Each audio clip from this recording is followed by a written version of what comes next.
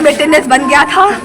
हम लोग बाहर निकल के आए हुए थे, वो मेरे से कॉल पे ही थे और हम लोग हॉस्टल में पानी नहीं आ रहा था, हम लोग पावर ग्रिड तरफ गए थे। उधर से मैं रिटर्न हो के आई, ये लोग बाइक के पास स्टेज में खड़े थे, शायद रूम सर्च करने जाना था उसी टाइम, इसीलिए बाइक के पास खड़े थे।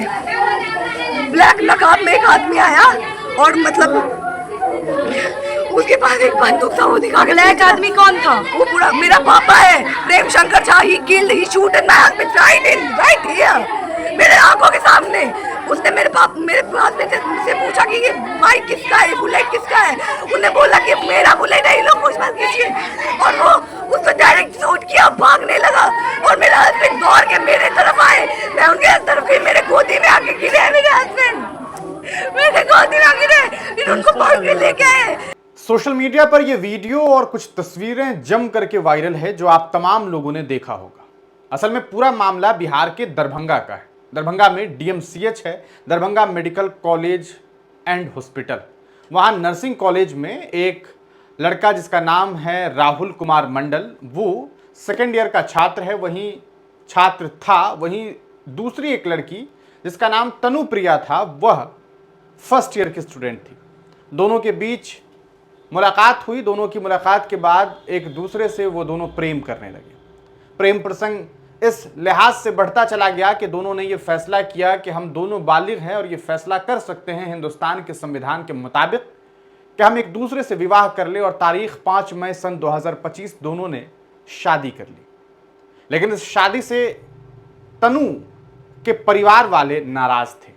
उन्हें इस बात की नाराजगी नहीं थी कि बिटिया ने शादी कर ली, बल्कि नाराजगी इस वजह से ज्यादा थी कि बिटिया ने उस कास्ट में शादी कर ली जिस कास्ट से ये ताल्लुक नहीं रखती थी। तनुप्रिया के जो पिता हैं प्रेम शंकर झा, उन्हें ये बात काफी बुरी लग रही थी। और ठीक शादी के 3 महीने के बाद, यानी कि 5 मई को शादी होती है और ठीक 3 महीने के बाद 5 अगस्त को तनुप्रिया के पिता प्रेम शंकर झा डीएमसीएच पहुंचते हैं। और वहां पर राहुल कुमार मंडल मौजूद होता है। उससे कुछ ही दूरी पर उसकी पत्नी मौजूद होती है, यानी कि तनु मौजूद होती है। और प्रेम शंकर झा अपने हाथों में बंदूक लेकर के राहुल के पास पहुंचते हैं और उसे गोली मार देते हैं। वहां गोलियों की आवाज जैसे ही बाहर निकलती है, लोग दौड़ते हैं और इस बीच राहुल भी दौड़ता है। लेकिन राहुल अपने ससुर के पीछे नहीं दौड़ता, बल्कि वो दौड़ता है अपनी उस पत्नी के पीछे जिसके पिता ने, यानी कि उसके ससुर ने जो गोली मारी। वो राहुल अपनी पत्नी, अपनी प्रेमिका के सामने पहुंचता है और उसके बदन पर जाकर के लिपटता है और वहीं तड़पता है। आनंद फानन में लोग उसे अस्पताल डीएमसीएच में एडमिट करते हैं। वहीं दूसरी तरफ उसके ससुर, यानी कि जिसने गोली चलाई थी, उसको जम करके छात्र पकड़ करके पीटना भी शुरू करते हैं और दोनों को अस्पताल पहुंचाया जाता है। लेकिन राहुल कुमार मंडल अस्पताल पहुंचते ही डॉक्टर्स की टीम ये कहती है कि आई एम सॉरी, हम उसे नहीं बचा सके। इस सदमे ने तनुप्रिया को पूरी तरीके से बर्बाद कर दिया। वो आज परेशान है और मीडिया के सामने चीख रही है, रो रही है, बिलक रही है और ये कह रही है कि मेरे पिता ने मेरे आंखों के सामने, मेरे पति, मेरी जिंदगी को तबाह बर्बाद कर दिया। लेकिन आप जानते हैं इस मामले पर भी कुछ लोग ऐसे हैं जो उस पिता के साथ खड़े हैं और वो कह रहे हैं कि उन्होंने सही किया। लेकिन सवाल यह है कि किस तरह से सही किया? क्या इस मुल्क में किसी का मर्डर करना किसी भी लिहाज से सही हो सकता है? बिल्कुल नहीं। किसी को यह हक तो नहीं दिया गया कि कानून अपने हाथ में ले। और दूसरी बात, अगर आपको अपनी बेटी से शिकायत थी तो आपने किसी दूसरे के औलाद को क्यों गोली मार दी? आपने राहुल को क्यों मारा? वैसे तो मारने का हक उन्हें अपनी बेटी को भी नहीं है, लेकिन मारने वक्त में गोली राहुल के तरफ क्यों चलाई गई? वो गोली प्रिया को क्यों नहीं लगी? यह सोचने वाली बात है कि एक तरफ आप यह दिखाने की कोशिश करते हैं कि आपकी इज्जत है, लेकिन आप दूसरे घर के फर्द को गोली मार देते हैं। वो इंसान, वो लड़का अकेला था अपने घर में, उसकी बहन पटना से उसे राखी बांधने के लिए आई थी। लेकिन उसे क्या मालूम था कि वो राखी बांध न सकेगी, उससे पहले उसके भाई को उसका ससुर गोली मार देगा। ये जो लड़की है वो सहरसा की रहने वाली है और सुपौल का वो लड़का रहने वाला था। वहां पिपरा गालिबन एक इलाका है, वहां का वो रहने वाला था।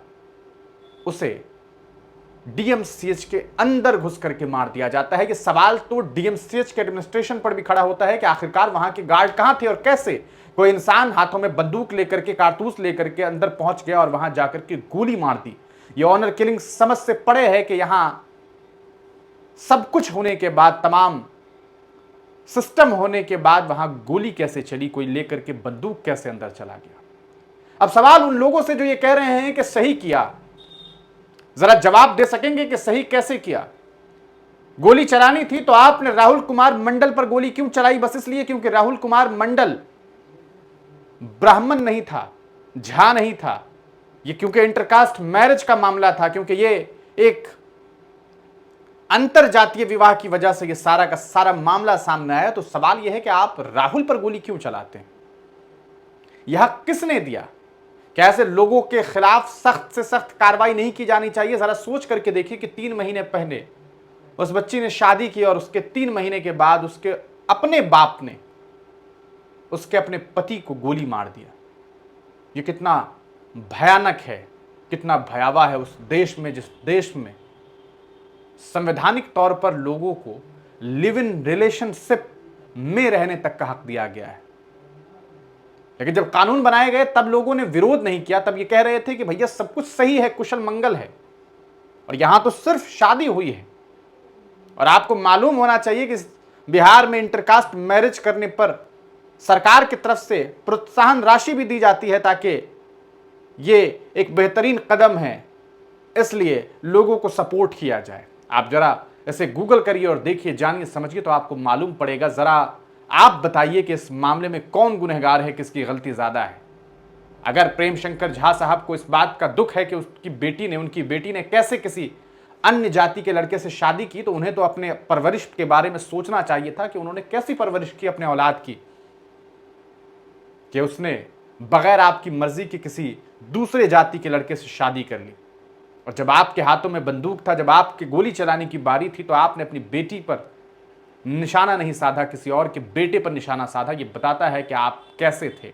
आप ढोंगी थे, आपको अपनी झूठी इज्जत और वकार की चिंता थी, और इस वजह से आपने खून किया है, और आप खूनी हैं, आप मर्डरर हैं, और आपके ऊपर मर्डर के चार्जेस के तहत आपको वो सज़ा मिलनी चाहिए जो कठोरतम से कठोरतम है। इस पूरे मामले पर आप क्या सोचते हैं? आपको बता दें, उस घर परिवार के लोग रो रहे हैं, बिलक रहे हैं। आप इस वीडियो को देखिए और अपनी राय जरूर लिखिएगा। अच्छा, तनुप्रिया रहती थी आपके घर पे ही? हॉस्पिटल। अभी हॉस्पिटल में है तनुप्रिया?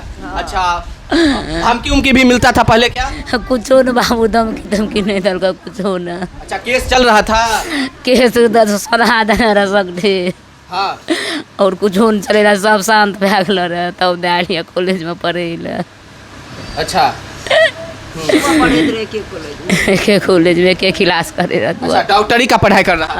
बाबू, समय डॉक्टरी में एडमिशन लिया होगा, बहुत खुशी हुए होंगे कि बेटा डॉक्टर बनेगा। खुशी बाबू बहुत कही 2 साल माँ दुख काटतू, 2 साल तब थोड़ा माँ हम अपना संग में रखबो। अच्छा, बेटा बोलता था डॉक्टर बन के सपना पूरा करेंगे। हाँ बाबू, बहुत सारा दिक्कत उठाकर पढ़ाते होंगे बेटा। आधे रोटी खाई रहिए बाबू, कुछ कही टका खा खर्चा करबे तो हमारा बाबू के कम जते। खेती गृहस्थी खा के कहिए कि टका खर्चा करबह न, तो बाबू मांगते पैसा तो कतऽ से देबह, नहीं खर्चा करी रहे दही टका। सब दिन 22 तारीख के टका सब दिन इंतजार करे दिए, दुनू गोरा कखन फोन अयतै टका मांगते तो भेज देबै।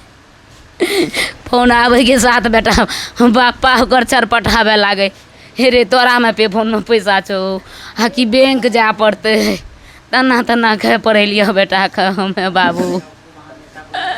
कि हमरा से पूछे से नहीं पूछी बेटा के शोक हमरा। देखिए, एक माँ का किस तरह से रो रो कर बुरा हाल है, और ये राहुल मंडल के माता जी है, और जिस तरह से राहुल मंडल को उनका ससुर ने गोली मारकर हत्या कर दिया। देखिए, आज पूरा संसार राहुल मंडल के माता और पिता का उजड़ गया। ये बताइए।